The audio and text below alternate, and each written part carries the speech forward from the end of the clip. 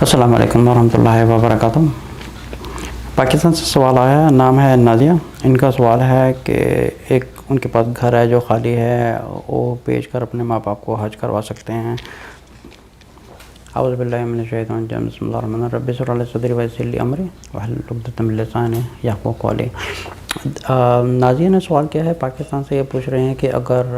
پاکستان میں ان کا گھر ہے جو خالی ہے، جہاں پر کوئی رہ نہیں رہا ہے، اور اس کو بیچ کے کیا وہ ماں باپ کو حج کروا سکتے ہیں؟ ایکچولی یہ زیادہ بہتر ہے کہ اگر گھر میں کوئی نہیں رہ رہا اور اگر اس کی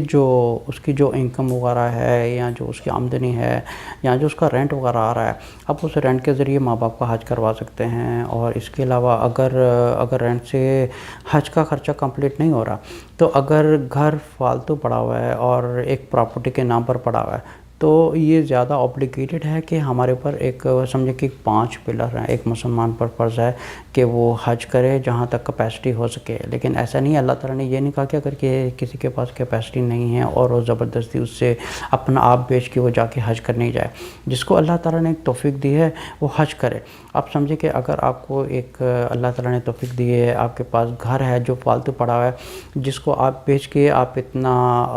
فائنینشیل اکٹھا کر سکتے ہیں تاکہ ماں باپ حج کر سکتے ہیں، تو ضرور آپ حج کروائیں۔ یہ زیادہ اوبلیگیٹڈ ہے، کیونکہ زندگی میں ایک دفعہ حج کرنا ہر مسلمان پر فرض ہے۔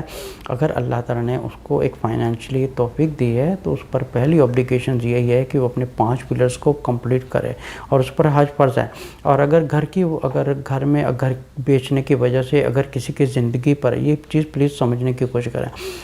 اگر کچھ بیچ کر کسی کی زندگی پر ایفیکٹ نہیں پڑ رہا، تب اس چیز کو بیچیں، چاہے وہ گھر ہو، پراپرٹی ہو، سونا ہو،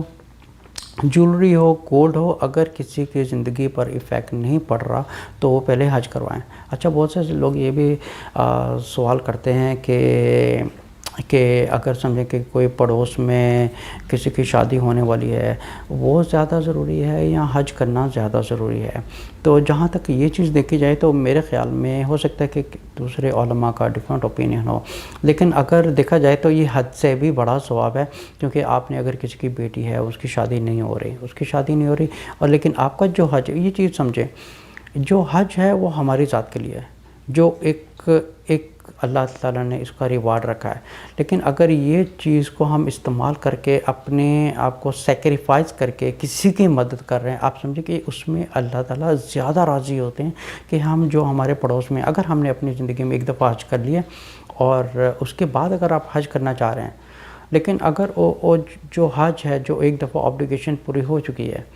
لیکن اگر جو آپ کے پڑوس میں ہے، جس کو زیادہ ضرورت مند ہیں، جن کے بچے بھوکے ہیں یا ان کو فائنینشلی تکلیف ہے، تو میرے خیال میں سب سے پہلے ان کی مدد کرنا یہ زیادہ ضروری بنتا ہے ایک مسلمان کے اوپر، تاکہ وہ اپنے پڑوس والوں کو زیادہ خیال رکھے۔ السلام علیکم ورحمۃ اللہ وبرکاتہ۔